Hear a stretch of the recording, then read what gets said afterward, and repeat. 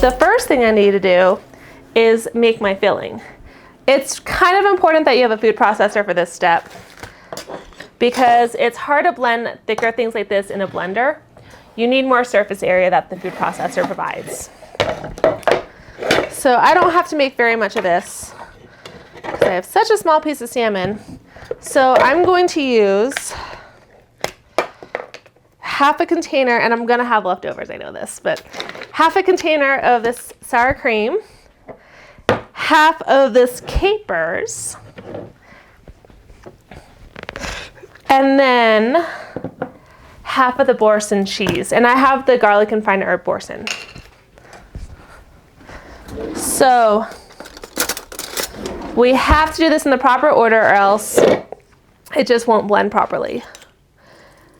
I'm going to take out some of the liquid for the caper. Sometimes I use the caper liquid, but for this I can't have my mixture be too watered down, so I have to be very careful about how I'm doing this. So here we go. Half the bottle of capers. And blend it.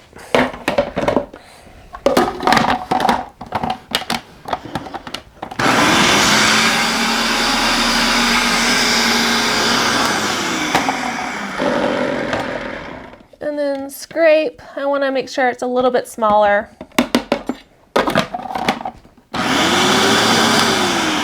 Okay. Next step is my cheese.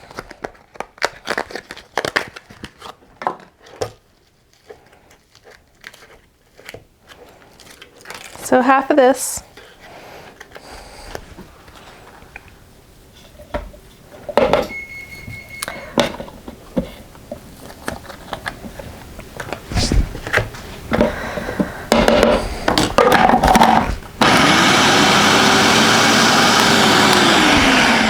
And then scrape my mixture again.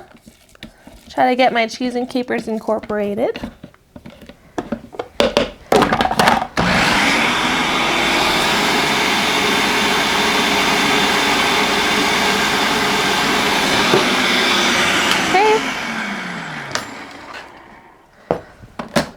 And I washed off my spatula because I'm probably going to use sour cream for something else, and I don't want to get any capers or cheese into my sour cream. So half of this will go in, and then just a little bit of salt. I'm not using lemon because I will have lemon in my sauce, so I don't want to overdo it with the lemon.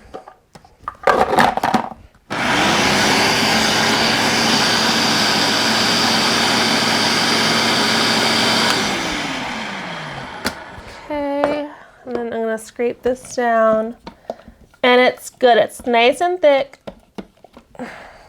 so I know that it's going to stay on my salmon while it's cooking. So you can see this. I'm just going to blend it one more time just for good measure.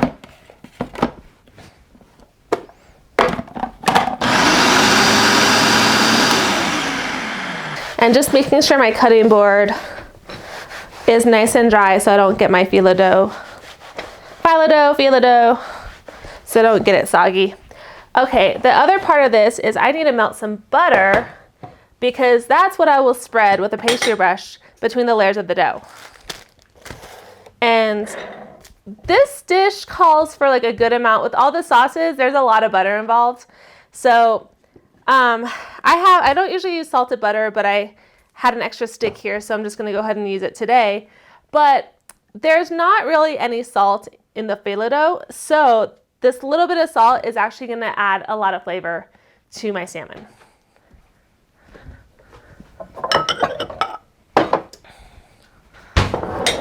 And for this, I probably just need half a stick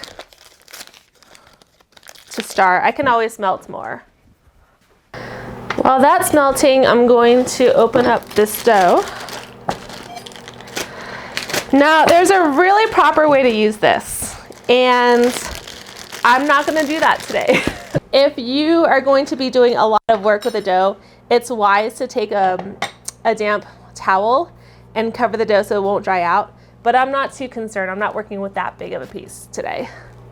And so I might overlap it. We'll see how big the salmon is compared to this dough.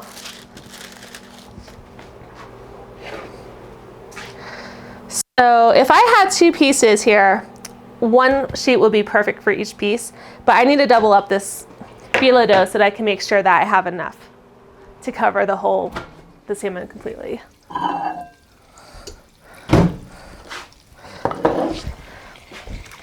And normally I would actually add some salt to my butter, but since it's salted, I'm not going to today. All right, so let's do it this way. And I'm going to slightly overlap right in the middle.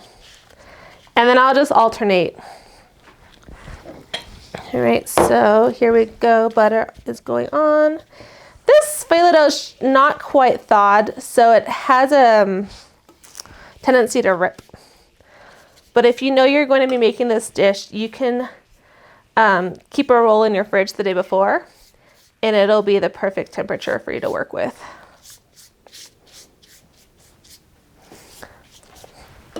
All right. And I'm thinking I will be doing 4 total layers. Maybe 3. Let's do 3. Since it's such a thin piece of salmon, I don't want to go overboard on this. If you have a thicker piece though, you can go with 4 or even 5, just depending on how much of a crust you would like.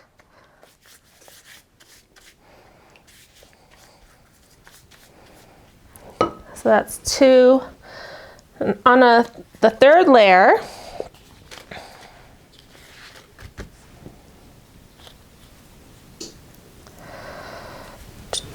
and I'm not going to brush this layer.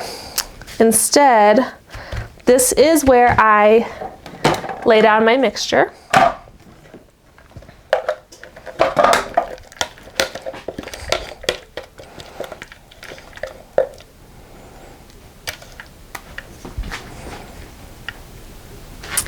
Look at my size of salmon.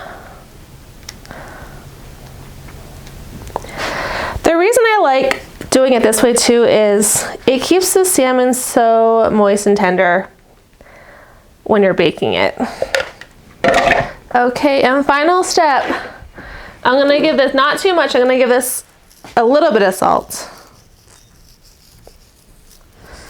And then I'm going to flip it over onto my mixture. And I'm just going to fold the sheets over themselves.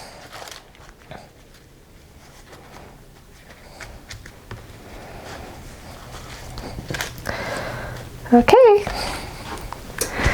And then I have this pan prepped.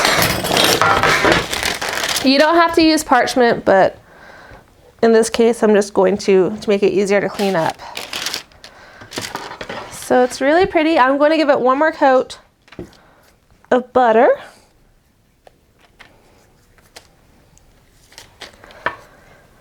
Okay. And then, yep, usually I would salt this a little bit, but since there's already salt in the butter, I'm not gonna do that part. So this is great. You can prep it ahead of time and then just when you're ready, pop it in the oven.